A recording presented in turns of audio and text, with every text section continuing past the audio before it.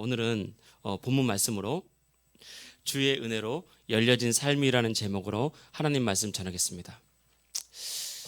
우리가 살아보다 보면 이 사람의 인생이란 것이 참 신비하고 이해가 되지 않을 때가 정말 많습니다. 어떤 사람들은 밤낮 쉬지 않고 열심히 노력하고 일을 해도 인생이 열리지 않아서 평생을 답답하고 문제에 쌓여가서 정말 그렇게 힘겨워하는 인생을 살아가는 사람이 있습니다. 열심히 돈을 버는데 돈이 쌓이지 않고 어디로 나갔는지 다 빠져나가 버리고 없어져서 정말 힘겨운 인생, 열심히 살아가는데 이런 인생이 있는가 하면 반대로 인생이 순탄한 사람이 있습니다. 그냥 남들 살아가는 것처럼 평범하게 살아갈 뿐인데 기쁨이 있고 행복이 있고 시간이 갈수록 안정되고 처음에는 부족하다 할지라도 처음에는 연약하게 시작했다 할지라도 시간이 갈수록 안정이 되고 시간이 갈수록 행복하고 시간이 갈수록 평안한 그런 은혜로 열려진 그런 삶이 있습니다. 우리는 그런 인생을 가만히 볼 때 그렇게 되는 이유를 알 수는 없지만 실제로 그런 일들이 우리 주변에 일어나고 있다는 것입니다. 그래서 어떤 사람은 인생은 늘 평탄하고요. 평탄한다고 해서 문제가 없는 것은 아닙니다. 크고 작은 문제가 늘 있지만 그런 문제가 그 사람을 인생을 흔들지 못하고 그냥 평안하게 기쁨으로 열린 인생을 살아가는 사람들이 분명히 있다는 것입니다. 이런 일들에 대해서 성경이 우리에게 말하는 것이 있습니다. 화면을 한번 넘겨주십시오. 시편 127편 1절 2절 말씀에 보면 이런 말씀이 있습니다. 여호와께서 집을 세우지 아니하시면 세우는 자의 수고가 헛되며 여호와께서 성을 지키지 아니하시면 파수꾼에 깨어있으며 허사로다. 너희가 일찍이 일어나고 늦게 누우며 수고의 떡을 먹음이 헛되도다. 그러므로 여호와께서 그의 사랑하는 자에게 잠을 주시는도다. 저는 언젠가 이 말씀을 읽으면서 참 많은 것을 깨달았습니다. 제가 대학교 때 무엇인가를 준비하고 뭐 또 직장을 준비해야 되고 막 공부를 해나가면서 이 말씀을 읽으면서 이 말씀 1절 끝에 있는 너희가 일찍이 일어나고 늦게 누우며 수고의 떡을 먹음이 헛되도다. 우리가 애쓰고 노력한 것이 하나님의 은혜가 없으면 다 헛되게 되는구나. 이게 물거품이 되는구나. 그래서 나의 노력에 열매가 있는 인생을 살아야 되겠구나. 그래서 이 말씀을 가만히 보면 첫 번째 여호와께서 세우지 아니하시면 여호와께서 지키지 아니하시면 우리의 모든 수고가 다 헛되다고 말하고 있고요. 두 번째 주어가 너희가 그러니까 우리 스스로가 일찍 일어나고 늦게 놓으면서 수고의 떡 얼마나 힘들고 피곤합니까? 그 수고의 떡을 먹은 것이 결과가 있고 열매가 있어야 되는데 그것이 다 헛되다라고 말하고 있습니다. 그래서 여러분 인생이 이런 거예요. 왜 우리 인생에 신비한 일이 일어나냐면 어떤 사람은 수고하고 노력하고 애쓰고 힘쓰는데 그냥 살아가는 인생이 늘 답답하고 막막하고 그냥 시간만 나면 이 현실에서 벗어나고 싶은 그런 인생은 주님께서 역사하지 않기 때문에 그렇습니다. 주님이 우리를 사랑하시지만 주님께서 일하지 못하기 때문에 인생이 늘 그렇게 지치고 공고하고 허무하고 허탈한 인생이 되는 거예요. 그런데 반대로 하나님께서 일하시면 어떻게 되냐면 끝에 보니까 여호와께서 그의 사랑하시는 자에게 잠을 주시는도다. 여러분 어젯밤에 푹 주무셨습니까? 이게 참 중요한 의미가 있어요. 여기서 주님께서 사랑하는 자에게 잠을 준다는 것은 어떤 의미일까요? 아니 하나님께서 사랑하는 사 그럼 밤낮 잠자고 막 예배당에서 피곤해서 잠자고 그러면 하나님 진짜 사랑하시는 자네. 이게 아니라 이게 원래적인 의미는 뭐냐면 하나님께서는 우리가 자고 있는 동안에도 복을 내리신다. 이게 원래 이런 뜻이에요. 이게 그러니까 그 인생이 얼마나 복됩니까? 자고 있어도 내가 아무 일을 하지 않아도 내가 그냥 평범하게 살아도 하나님이 우리 인생을 계속 복되게 만들어 간다는 거예요. 그래서 하나님의 은혜가 임하면 이렇게 열린 인생이 되고 되어지는 인생이 되고 복받는 인생이 되는 것, 이것이 바로 하나님의 은혜가 있는 그런 인생이라는 것입니다. 그래서 여러분 우리 인생에 평안함, 진짜 열린 인생, 진짜 복이 있는 인생, 내가 수고하고 애씀으로 기쁨이 있고 행복이 있고 점점 잘 되어가는 인생, 내가 믿음으로 계획하고 하는 것이 순적하게 이뤄가는 그런 인생이 되기 위해서는 반드시 하나님의 은혜가 임해야 됩니다. 하나님의 은혜가 있는 인생은 완전히 차원이 다른 인생을 살아가는 거예요. 여러분 그래서 우리가 이 땅을 살아가면서 항상 나의 인생에 하나님 나는 부족합니다. 나를 불쌍히 여겨주시고 나의 인생에 은혜를 주십시오. 하나님 우리 가정 내가 정말 말씀처럼 수고하고 땀 흘려 일한다고 해서 될 것이 아니라 주님의 은혜가 있어야 되니 우리 가정에 주님의 은혜를 주십시오. 우리 자녀의 평생의 길 가운데 하나님 은혜를 주시옵소서. 우리의 직장과 우리의 사업 생활에 은혜를 주십시오. 자꾸 주님의 은혜를 구하면서 그 은혜가 임해야 되는 거예요. 교회도 마찬가지입니다. 하나님의 은혜가 확 교회를 덮으면요, 평안하고 즐겁고 행복합니다. 그냥 서로 교제가 일어나고요, 순종이 기쁘게 되는 것이고 예배드리는 것이 감격하게 되는 거예요. 그래서 감사와 기쁨이 나오는 그런 인생이 되는 것입니다. 여러분, 예수님께서 제자들과 같이 배를 타고 바다를 건너갈 때 성경에 보니까 광풍, 그러니까 바람이 미친 듯이 불고 파도가 치면서 배가 뒤집힐 지경에 처했다고 했습니다. 그때 제자들은 살기 위해서 배에 있는 것을 모든 것을 버리고 물을 퍼내는데도 이길 수가 없는 거예요. 그때 성경을 보면 예수님은 배 고물에서, 배 고물은 어디냐면 배가 선두가 있고 선미가 있잖아요. 배 끝에 밑에서 이게 짐을 적재하는 것이 고물이라 그러는데 거기서 예수님은 베개를 베고 잠을 자고 있었다 그래요.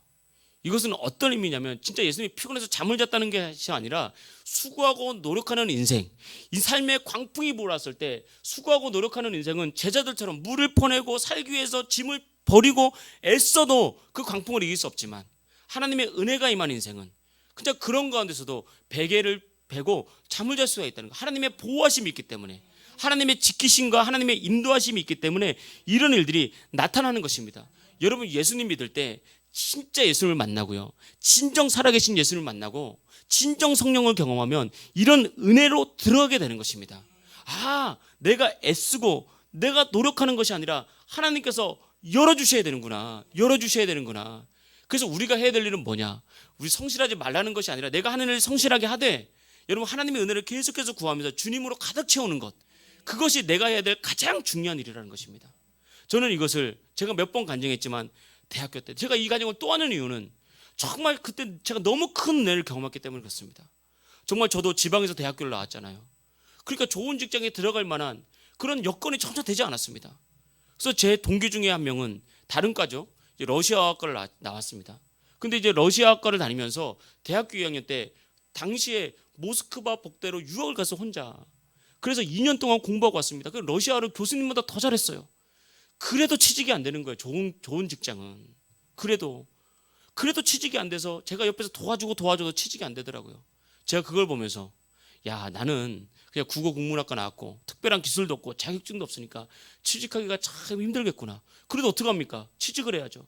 그러면서 그걸 하나님께 작정해서 기도를 했습니다. 하나님, 나는 부족합니다. 나는 정말 내가 이걸 열 수 없습니다. 하나님 도와주십시오 라고 기도를 했는데 그냥 그렇게 살았어요. 늘 그렇게 살았는데 한 번은 대학 취업 지원실에 교수님이 전화가 왔어요. 국어국문학과 93학번 이상국 씨입니까? 네, 맞습니다. 그러니까 지금 그 당시에 노키아라는 기업에서 한 명을 뽑는데, 학교 총장 추천을 한 명을 뽑는데 우리가 이상국 씨를 추천했습니다. 얼른 오십시오. 그래서 제가 집에 있다가 얼른 그 소식 듣고 얼른 가는 거 아닙니까? 갔는데 그러니까 교수님이 저를 불렀어요. 학과장 교수님이, 네가 어떻게 해서 거기에 추천받냐? 저도 모르겠습니다. 그런데 연락이 온 거예요. 그래서 이상국 씨가 그 당시에 거기 추천됐다고. 그 당시에 노키아가 세계에서 가장 큰 핸드폰 회사였잖아요. 지금은 애플이거든요. 그 속에서 제가 취직이 된 거 아닙니까? 그때 제가 느꼈습니다. 이게 기적적인 방법이지만 하나님의 은혜는 열려야 되는 거다. 내가 애쓰고 힘쓰는 것이 아니다. 하나님께서 열어주시면 그 인생 되는 거다. 그 인생 그렇게 되는 겁니다. 우리가 이 은혜를 경험해야 돼요. 그래서 여러분의 자녀들이, 저도 자녀를 양육하고 있지만 막 공부해라, 열심히 해라, 막 이렇게 너무 쫄 필요가 없습니다. 하나님께서 열어주시면요, 그 인생 되는 겁니다. 근데 우리가 아무리 많은 것을 준비했다 할지라도 하나님께서 열어주시지 않으면 내가 공부한 것 가지고 내 힘으로 살려고 하다가 치고 또 치면서 나중에 진짜 절망한 인생, 낙심한 인생, 내가 이러려고 인생을 살았나, 이런 인생 되는 것입니다. 그래서 항상 우리 삶에 하나님의 은혜가 활짝 열려야 되는 것. 예수님이 비바람이 치는 그 바다 한가운데서도 베개를 베고 주무실 수 있었던 이유는 예수님의 인생에는 하나님의 은혜가 늘 있었기 때문에 그렇습니다. 우리도 마찬가지입니다. 우리는 구원받은 하나님의 백성으로서 하나님께서 우리에게 날마다 은혜를 부어주시는 자입니다. 그래서 우리가 그 은혜를 정말 믿음으로 받아들이고 내가 그 은혜를 가지고 내가 살아가기를 결심하느냐, 여기에 따라서 우리 인생이 닫히느냐 열리느냐, 그렇게 우리 인생의 결정이 되는 것입니다. 오늘 말씀은 소경 바디메오가 예수님의 은혜로 눈을 뜨게 된 내용입니다. 오늘 성경에 보니까 디메오의 아들 바디메오. 성경에 보면 이 바자라는 것은 누구누구의 아들이라는 뜻이에요. 바디메오. 그럼 디메오의 아들이라는 뜻입니다. 그래서 이제 디메오 주니어죠. 주니어 뭐 2세 이렇게 되는 거예요. 이 바디메오가 나면서부터 소경이었어요. 그러니까 아무도 어떻게 노력해도 이 바디메오의 눈을 뜨게 할 수 있는 방법은 하나도 없었습니다. 오히려 이런 사람들은 노력을 안 하는 게 나아요. 노력하면 할수록 더 절망에 빠집니다. 애쓰면 애쓸수록 더 절망에 빠져요. 차라리 노력을 안 하면 그냥 노력을 안 했으니까 이대로 살아가야지라고 그냥 살아가는데, 내가 무엇인가 이루려고 노력했는데 안 되고 노력했는데 안 되고 그러면 실패와 절망감이 그 사람을 확 찾아오면요, 그게 그 사람 사로잡습니다. 그래서 내일이 보이지 않으면요, 사람은 반드시 병듭니다. 내일이 보이지 않으면 그 사람은 반드시 죽게 되어 있습니다. 안에서부터 뼈가 마르고 심령이 말라서 죽게 되어 있어요. 근데 이 바디메오도 자기의 힘으로 도저히 눈을 뜰 수 없는, 그러니까 인생이 얼마나 비참하고 그 가정이 얼마나 정말 불행이 찾아왔겠습니까? 아들이 태어났는데 태어나서부터 보지를 못해요.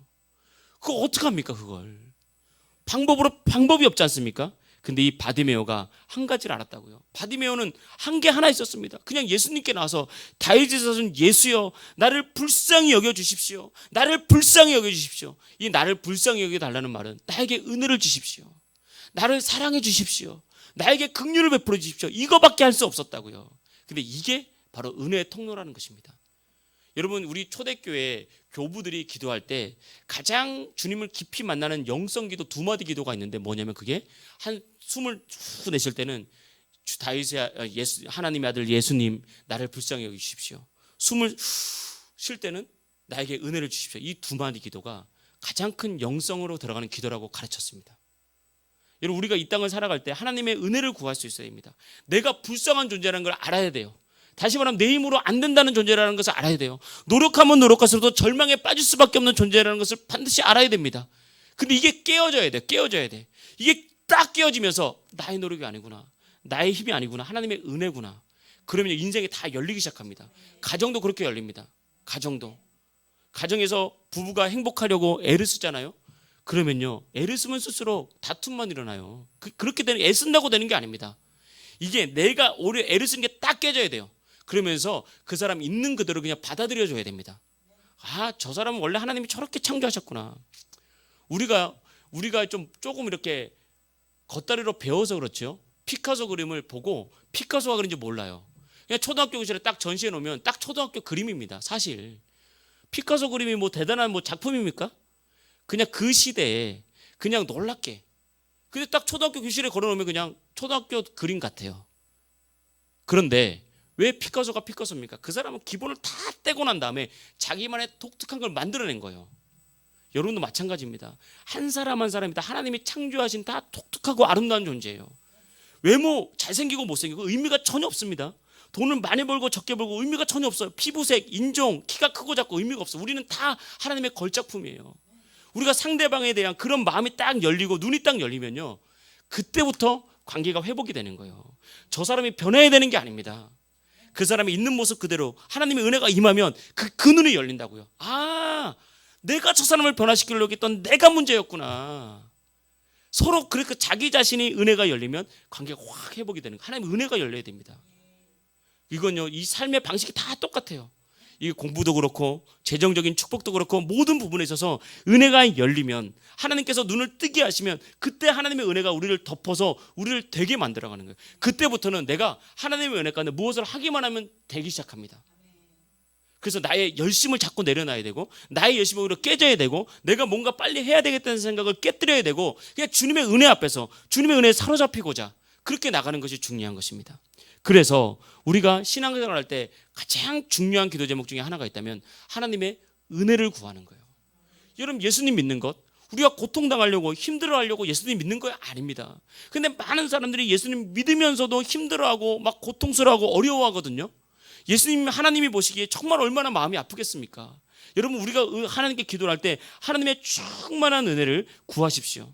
성경은 은혜로 열린 인생에 대해서 가득 기록하고 있는 것입니다. 은혜 때문에 풀린 인생, 오늘 바디메오, 하나님의 은혜로 눈이 열린 인생, 12년 동안 혈류병으로 고통당한 인생, 하나님의 은혜로 혈류병이 치유된 인생, 그리고 38년 동안 베데스다 연못가서 움직일 수 없는 그 인생, 예수님의 사랑과 은혜 가운데 정말 그 인생이 열린 인생. 여러분, 성경은 다 예수님의 은혜로 열린 인생으로 가득했기 때문에, 이 이유는 무엇입니까? 우리도 예수님의 은혜로 열린 인생이 준비되어 있다는 것입니다. 여러분도 예수님으로 인해서 열린 인생이 반드시 준비되어 있습니다. 여러분 성경에 보면 다니엘이라는 청소년, 그 청소년 시기에 바벨론의 포로가 돼서 끌려갔습니다. 정말 두렵고 무섭고 미래가 보이지 않는 막막한 인생, 청소년 시기에 아무것도 의지할 수 없었습니다. 그런데 당시 바벨론 왕이라는 사람이 각국에서 끌어온 이 나라에서 똑똑한 놈을 다 뽑아서 경쟁을 시키는 거예요. 그러니까 얼마나 두렵겠습니까? 근데 그때 다니엘은 오직 딱 한 가지를 했습니다. 나는 하나님 앞에 범죄하지 않겠습니다. 나는 오직 하나님만 섬기는 사람이 되겠습니다. 그래서 왕이 주는 맛있는 진미를 거절하고 하나님만 예배하고 하나님만 섬기기로 뜻을 정하고 마음을 정하고 하나님을 의지했어요. 이건 뭐냐면 하나님 없이는 나는 안 됩니다. 오직 하나님이 나를 도와주셔야 됩니다. 나를 불쌍히 여겨주십시오. 나에게 은혜를 주십시오. 이 믿음의 고백입니다. 그랬더니 하나님께서 다니엘에게 지혜와 총명 확 열어주는 거예요. 이게 하나님의 은혜입니다. 그랬더니 청소년 시기에 이 바벨론 제국에 있는 모든 지혜자들보다 이 다니엘의 지혜가 더 뛰어났다고 했습니다.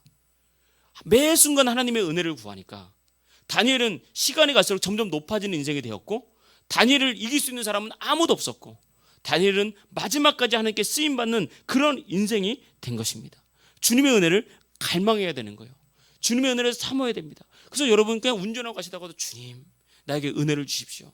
주님이 우리 안에 확 들어와야 됩니다. 확 들어와야 돼요. 우리가 청년 시절이나 이럴 때, 또 청소년 시절에 이렇게 봄꽃 같은 시절을 살 때 누군가 짝사랑 같은 거 하면 그래서 어떤 사람이 마음에 확 들어오잖아요. 마음에 확 들어오면요, 나도 모르게 그냥 그 사람 생각이 나요. 그 얘기를 하면은 그 사람 얘기를 해요. 그럼 딱 듣고 있으면 제가 쟤를 좋아하는구나, 딱 그 알 수가 있는 거죠. 벌써 얼굴 표정부터가 달라요. 그게 어떤 한 사람이 마음에 확 들어오면 이렇게 됩니다. 이게 똑같은 거예요. 우리가 예수님을 사랑해라가 아니에요. 예수님의 은혜가 우리 안에 오고 예수님이 우리 안에 탁 들어오면요, 예수님을 생각하게 돼요. 예수님 나에게 은혜를 주십시오. 나는 부족하니 나를 도와주십시오. 그러면서 예수님과 함께 동행하게 되는 것입니다. 이 다니엘도 마찬가지였습니다. 이 바디메오도 마찬가지였습니다. 바디메오가 한 일은 그냥 하나예요. 예수님께 나와서 주님 나를 불쌍히 여겨주세요. 다윗의 son 예수여 나를 불쌍히 여겨주시고 나에게 은혜를 주십시오. 제자들이, 많은 사람들이 시끄러워 조용히 해 그럴 때 그래도 포기하지 않고 주님 나에게 은혜를 주십시오. 나를 불쌍히 여겨주십시오. 은혜를 구하잖아요. 주님께서 은혜를 베풀어 주십니다. 은혜를 베풀어 주셔서 그의 눈을 확 뜨게 하고요, 그 인생을 완전히 변화시켰습니다. 눈을 뜨니까 눈만 뜬 게 아니라 인생이 변화되고 인생이 새로워지고 그의 삶이 새로워지고요. 성경에 보면 그 바디메오가 예수님을 따랐다고 그랬어요. 그러니까 그는 예수님께 쓰임받는 영광스러운 인생이 된 것입니다. 그래서 하나님의 은혜가 이만큼 중요한 것이에요. 그래서 나의 노력과 나의 힘이 아니라 주님의 은혜라는 것, 그 은혜가 우리 안에 있을 때 여러분 어디에 있든지 주님의 은혜로 여러분의 인생은 열리는 인생이 될 줄 믿습니다. 한 가지 중요한 것은, 여러분 우리가 예수님을 정말 영접하고 구원받았다면 여러분에게 하나님의 은혜가 다 있습니다. 다 있다고요. 내가 뭔가 노력해서 은혜를 얻는 것이 아닙니다. 하나님은 우리를 사랑하시기 때문에 그 은혜를 주셔서 그 은혜를 믿고 주님의 은혜를 구하면서 그냥 주님께서 우리 안에 주시는 마음의 감동을 따라서 살아가는 거예요. 세상은 계속해서 우리를 압박하거든요. 힘들잖아요. 어렵잖아요. 고민스럽잖아요. 그거 세상을 따라가지 않으면, 이걸 준비하지 않으면 안 될 것 같잖아요. 그때 이걸 준비하지 말고 주님을 선택할 수 있어야 됩니다. 그럼 이게 준비가 된다니까요. 하나님께 열어주십니다. 바로 이것이 우리가 은혜를 경험하는 삶을 살아가는 방법입니다. 그러면 묶인 인생이 풀리고 닫힌 인생이 열리는 거예요. 안산에서 가장 큰 교회 중에 하나가 안산제일교회라는 것입니다. 그 고은 목사님이 목회하셨고 아마 지금 은퇴하신 걸로 알고 있는데, 이 고은 목사님이 목회를 하다가 폐병이 2번 걸렸어요. 처음에는 그러려니 하고 막 젊은 시절에 막 치료받고 그렇게 잘 이겨냈는데, 또 열심히 목회를 하다가 또 폐병에 걸렸어요. 너무 고통스럽고 병원에 갔더니 의사 선생님이, 목사님 아무 일도 하지 않고 1년 이상은 입원해 있어야 됩니다. 요양해야 됩니다. 그러니까 원망이 확 찾아오더래요. 주님, 내가 한 번 폐병 걸려서 겨우 피를 토하면서도 낫지 않았습니까? 근데 내가 주를 위해서 이렇게 열심히 목회를 하는데, 내가 주의 일을 해야 되는데 왜 또 나를 폐병 걸리게 하셨습니까? 왜 나에게 이런 병을 주셨습니까? 그렇게 주님이 원망이 되더래요. 너무 고통스러우니까.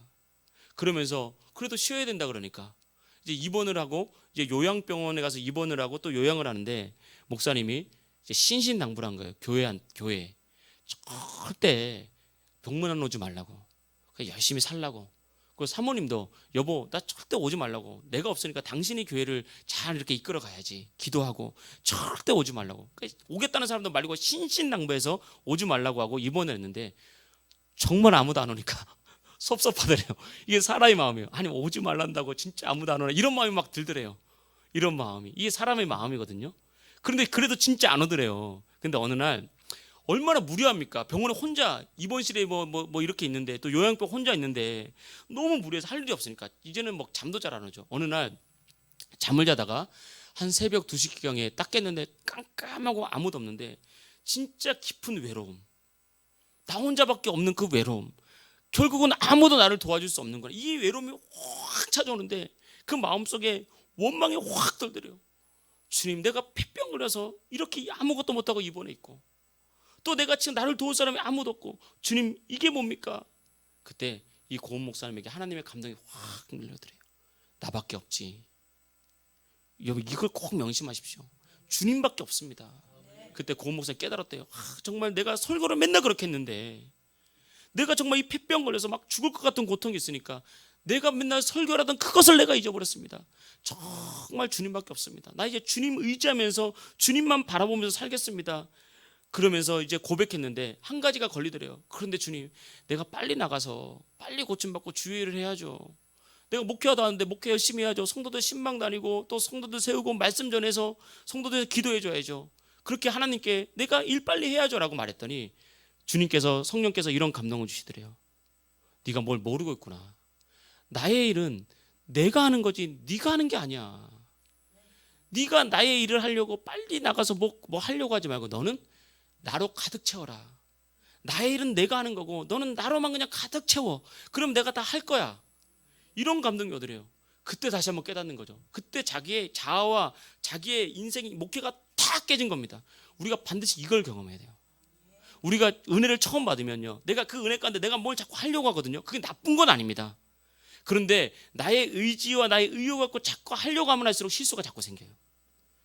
그리고 오히려 마귀에게 통로가 될 때가 정말 많습니다. 이게 깨져야 되는 거예요. 그냥 우리는 저도 마찬가지고 여러분도 마찬가지고 제가 오늘 설교한다고 여러분이 변화되는 게 아니라니까요. 주님께서 은혜 주시면 그 은혜가 여러분을 변화시키는 거고 저를 변화시키는 거거든요. 그러니까 정말 우리는 우리가 아무것도 하지 말라는 것이 아니라 항상 주님의 한 걸음 뒤에 가면서 주님으로만 가득 채우십시오. 그러면 그걸 통해서 여러분 자녀가 열리고 가정이 열리고 인생이 열리는 거예요. 교회도 바로 그렇게 열리는 것입니다. 그래서 이 목사님이 그 은혜를 깨닫고 다시 한번 하나님 내가 참 몰랐습니다.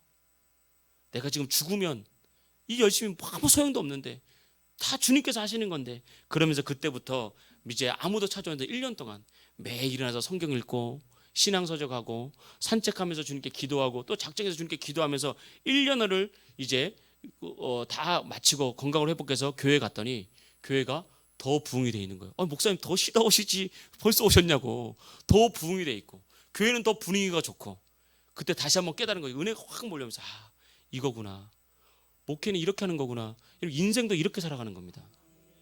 이렇게 하나님께 자꾸 맡기고 주님으로 가득 채우면 인생이 그냥 문제가 왜 없겠습니까? 우리가 시체가 아닌데 송장이 아닌데 이 땅을 살아가니까 문제는 있습니다. 그러나 문제가 있다 하더라도 주님의 은혜를 사모하면서 주님 한 걸음 뒤에서 주님 따라가면서 날마다 주의 은혜를 구하고 내가 그냥 해야 될 일을 하다 보면 저절로 확 열리게 되는 거예요. 물질이 열립니다. 물질이 반드시 열립니다. 이런 물질에 대한 염려와 근심 때문에 너무 사로잡히지 마십시오. 주님께서 물질의 주인입니다. 주님께서 여시면 닫을 자가 없어요. 닫을 자가. 그런데요 내가 아무리 노력을 해도 주님 닫으시면요 아무도 못 엽니다. 아무도 못 열어요. 평생 그렇게 살아가야 돼요. 자녀의 진로도 마찬가지입니다. 자녀가 성장하기 전까지는 그래서 자기 길을 딱 가기 전까지는 자녀에게 하나님의 은혜가 임하도록 또 자녀가 이후에 다 성장해서 뭐 직장을 다니던 결혼을 하던 사업을 하던 그냥 눈물로 정말 간절히 기도해 주십시오. 하나님 사랑하는 나의 자녀 내가 지킬 수 없습니다. 내가 이끌 수 없습니다. 주님 은혜를 부어주십시오. 그러면 은혜가 임하면 자녀들의 인생이 열린다니까요. 그런데 지금은 부모가 다 책임지려고 하니까 하나님의 은혜가 임할 수 없는 거예요. 힘들고 어려도 자녀 스스로 자신의 인생을 은혜로 열 수 있도록 자꾸 기회를 주십시오. 실패의 기회를 주시고 고난의 기회를 주시고 힘들고 어려서 밤새 잠 못 자면서 이 문제를 해결하기 위해서 주님께 엎드릴 수 있는 기회를 주셔야 됩니다. 그게 막 가슴이 아파가지고 막 내가 막 어떻게 해주려고 그러면요, 자녀 큰 힘은 못 됩니다. 우리가 그 예화 알잖아요. 애벌레 예화. 나비 애벌레가 있는데, 이제 나비 곤충학자가 가만히 보니까 이제 애벌레가 다 이제 성충이 돼서 이제 이 애벌레를 찢고 나비로 나와야 되는데, 나비를 가만히 관찰하니까 너무 고통스럽게 나오는 거예요. 너무 고통스럽게. 그래서 이 애벌레 학자가 생각했다 그러잖아요. 이 나비를 위해서 조금만 칼집만이라도 살짝 내주면 이 애벌레 나비가 금방 나서 홀로 날 수 있겠지. 그러면서 칼집을 살짝 내줬대요. 그런데 아니나 다를까 이게 나비가 이제 나비로 나오는데 훨씬 쉽게 나오더래요. 근데 문제는 날지 못하는 거예요. 그때 깨달은 거예요. 이게 창조의 섭리가 정말 오묘하구나. 그렇게 막 자기의 온몸을 다해서 애벌레를 스스로 힘으로 찢고 나오면서 날개에 힘이 생기고, 그 날개에 힘이 생겨야 비로소 애벌레를 찢고 나왔을 때 날 수 있는 건데, 이 애벌레 좀 편하게 나오려고 칼집 살짝 줬을 뿐인데 결국은 자기가 이 나비의 인생을 망친 거죠. 날아야지 나비지. 날지 못하고 안에 있으면 죽지 않습니까? 우리 인생이 그런 거예요. 목사도 그런 겁니다. 목사님 내가 힘든데 왜 가만두나? 그게 아니에요.